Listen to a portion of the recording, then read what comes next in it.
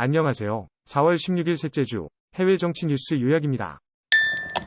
바이든 대통령의 경제 상황에 대한 뉴스입니다. 3월 내는 2개월 연속으로 소매 판매가 하락한 것으로 나타나 부진한 경기가 예상되고 있습니다. 소비자 지출은 미국 경제를 주도하며 소득 증가, 가격 상승, 저축 적립 감소 등으로 인해 위기에 직면하고 있다는 전망입니다. 다음은 텍사스 낙태약 판결에 대한 기업의 대응이 주목받고 있는 뉴스입니다. 특히 지난주 발표된 판결 결과를 전문적으로 심사할 능력을 가진 유일한 기관이 FDA이며 정치적 이유로 판결을 결정하는 것에 대해 우려하고 있습니다. 판례에 따라 제재를 받는 이 회사에서는 앞으로 새로운 의약품 개발에 걸림돌이 될 가능성도 있다는 발언이 나왔습니다.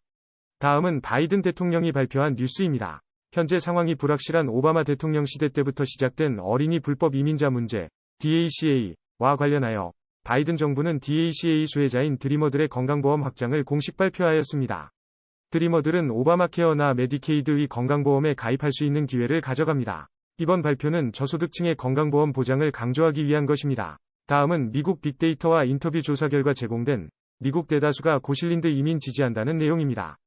미국 노동시장에서 현재 이민은 노동인력 부족 문제를 해결할 수 있는 대안 중 하나이므로 이 현상은 숙제이므로 분석 번역가는 성장 가능성이 있습니다. 다음은 바이든 대통령의 경제가 미끄러지고 있는 부분에 대한 뉴스입니다. 바이든 대통령은 인플레이션 속도가 2021년 이후 가장 낮아지면서 만족스러워하지만 제조업 일자리 증가가 점차 둔화되고 주식시장이 서브파가 되었으며 실질적인 소득 증가가 적어지는 등 지표에서 성적이 저하되고 있다는 것입니다.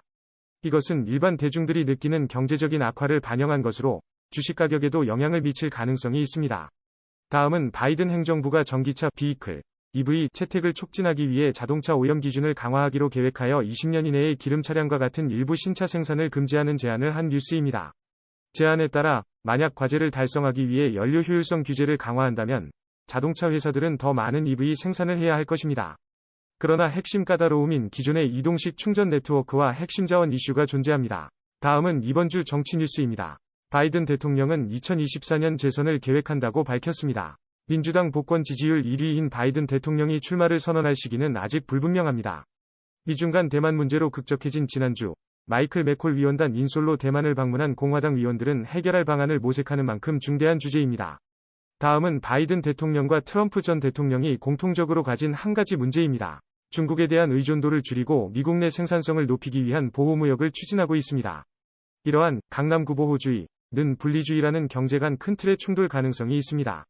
하지만 이러한 노력이 성과를 보이지 않는 경우가 발생할 수 있습니다. 다음은 미국 재정부 IRS 뉴스입니다. 미국 재정부는 인플레이션 감소법으로부터의 800억 달러 자금 투입으로 다음 회계연도까지 새로운 직원 2만 명을 고용하고 페이퍼 프로세스를 바꿀 계획을 밝혔습니다. 이 자금은 IRS의 10년간 부족한 자금을 보충하고 세금 방탄 체계 강화로 이어질 것입니다.